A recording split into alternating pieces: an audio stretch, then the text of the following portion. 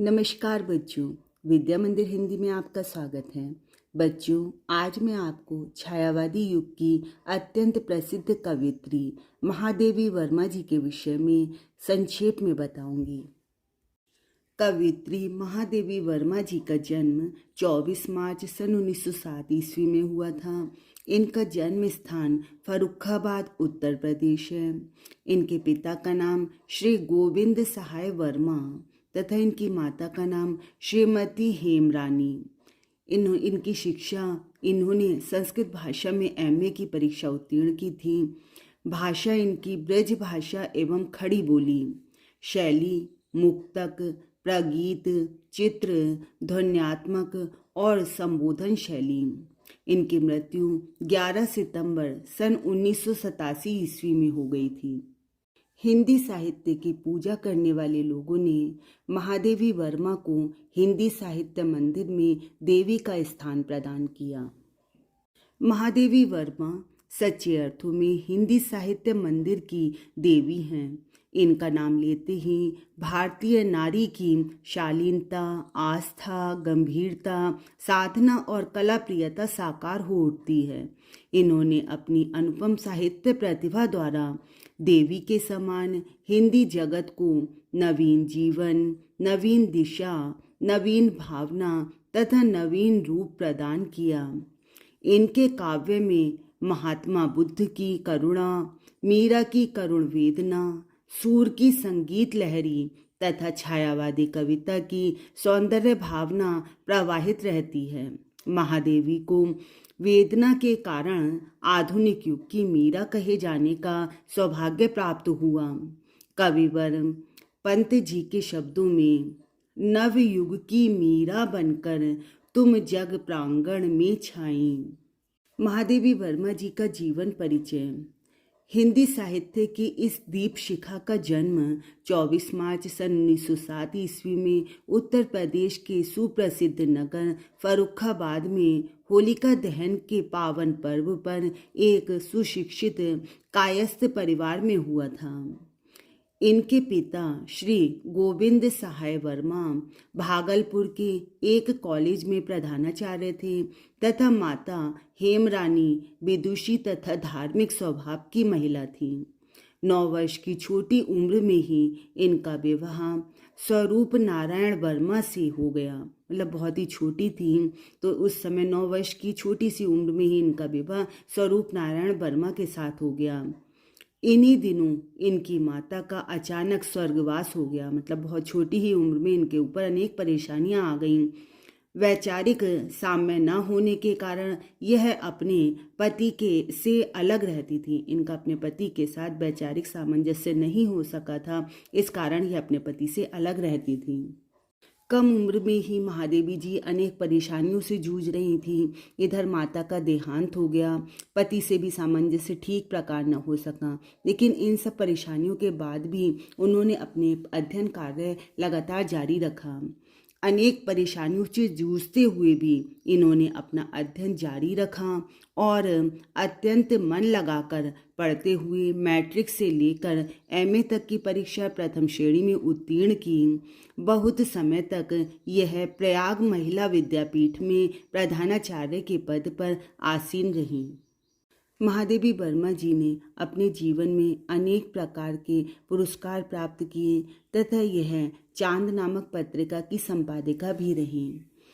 सर्वप्रथम इनकी रचनाएं चांद नामक पत्रिका में प्रकाशित हुईं। तत्पश्चात ये चांद पत्रिका की संपादिका भी रहीं। इन्हें शेख सरिया तथा मंगला प्रसाद पुरस्कार से सम्मानित किया गया। भारत सरकार ने इन्हें पद्म भूषण की उपाधि से अलंकृत किया। सन 1983 ईस्वी में महादेवी वर्मा को इनके काव्य ग्रंथ यामा इस पर ज्ञानपीठ पुरस्कार प्राप्त हुआ। तत्पश्चात उत्तर प्रदेश सरकार ने इनको 1 लाख रुपए का भारत भारती पुरस्कार देकर इनकी साहित्य सेवाओं का विशेष सम्मान दिया। आजीवन साहित्य साधना में संलग्न यह महान विभूति 11 सितंबर सन 1987 ईस्वी में इस असार संसार से विदा हो गई। बच्चों, इस तरह के अनेक प्रश्न परीक्षा में आते हैं। महादेवी वर्मा जी का जन्म कब हुआ, महादेवी वर्मा जी की मृत्यु कब हुई, या शेख सरिया तथा मंगला प्रसाद इन पुरस्कारों से किसको सम्मानित किया गया, महादेवी वर्मा को क्या 1 लाख रुपए का पुरस्कार प्राप्त हुआ था। इस तरह के अनेक प्रश्न आपकी परीक्षा में आते हैं। इस तरह से आप इन्हें तैयार करते रहिए। अब हम आपको महादेवी वर्मा जी की रचनाओं के विषय में बताएंगे। बच्चों, इसमें से भी इसी तरह से अनेक प्रश्न परीक्षा में आते हैं। मान लीजिए महादेवी वर्मा जी की किन्हीं 2 रचनाओं के नाम बताइए, या उनकी कोई सी एक रचना का नाम दिया, रश्मि, यह किसकी रचना है। तो इस तरह के प्रश्न आपको इस तरह उनकी रचनाएं अच्छी प्रकार से जानकर ही याद रह सकेंगे। रचनाएं। महादेवी वर्मा आधुनिक हिंदी साहित्य के निर्माताओं में महत्वपूर्ण स्थान रखती हैं। प्रसाद, पंत, निराला तथा महादेवी वर्मा छायावादी युग के 4 महान कवियों को बृहद चतुष्टय के नाम से जाना जाता है। देखिए बच्चों, यह प्रश्न अधिकतर परीक्षा में आ सकता है कि बृहद चतुष्टय के नाम से किन 4 कवियों के नाम लिए जाते हैं। तब आप बताएंगे प्रसाद, पंत, निराला तथा महादेवी वर्मा। महादेवी वर्मा की प्रमुख काव्य कृतियाँ निम्नलिखित हैं। नंबर 1, निहार। यह महादेवी का प्रथम काव्य संग्रह है। यह प्रश्न भी आपका परीक्षा में आ जाता है कि महादेवी वर्मा का प्रथम काव्य संग्रह कौन सा है। उसमें आप लिखेंगे निहार। इसमें 47 गीत संकलित हैं। यह प्रश्न भी आता है कि नीचे आपको दे दिए जाएंगे अलग अलग संख्या और आपसे पूछा जाएगा निहार में कितने गीत संकलित है। तब आपको सही पर टिक लगाना होगा। 47 गीत संकलित हैं। इसमें वेदना तथा करुणा की प्रधानता है। रश्मि। इसमें दार्शनिक, आध्यात्मिक और रहस्यवादी 35 कविताएं संकलित हैं। नीरजा। यह 58 गीतों का संग्रह है। इसमें संग्रहित अधिकांश गीतों में विरह से उत्पन्न प्रेम का सुंदर चित्रण हुआ है। सांध्य गीत। इसमें 54 गीत हैं। इस संकलन के गीतों में परमात्मा से मिलन का आनंदमय चित्रण है। दीप शिखा। यह रहस्य भावना और आध्यात्मिकता से पूर्ण 51 भावात्मक गीतों का संकलन है। काव्य कृतियों के अतिरिक्त महादेवी वर्मा जी के कुछ निबंध संग्रह हैं।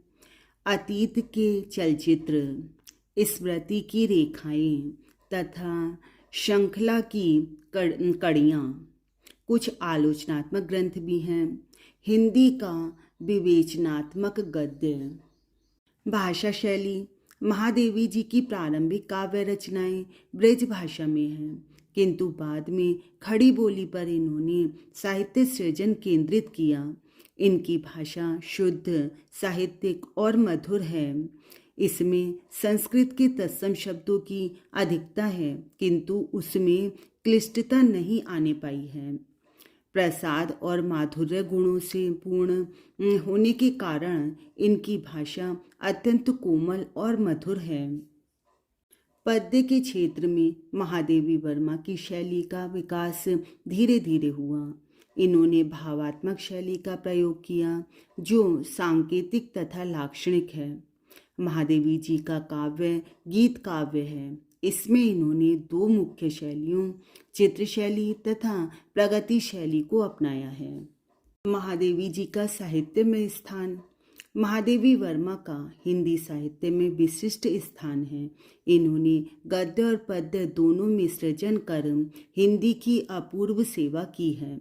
मीरा के बाद यह अकेली ऐसी महिला रचनाकार हैं जिन्होंने ख्याति के शिखर को छुआ है। हिंदी साहित्य की अमूल्य निधि महादेवी जी के लिए कविवर सूर्यकांत त्रिपाठी निराला जी के कुछ शब्द। हिंदी के विशाल मंदिर की वीणा पाणी, स्फूर्ति चेतना रचना की प्रतिभा कल्याणी। बच्चों, मैंने आपको महादेवी वर्मा जी का जीवन परिचय बहुत ही संक्षेप में बताया है। मुझे उम्मीद है आपको समझ आया होगा। आप मेरी वीडियोस लाइक और शेयर करते रहिए, और आपने यदि मेरे चैनल को सब्सक्राइब नहीं किया है तो सब्सक्राइब के रेड बटन को भी अवश्य दबाइए। धन्यवाद।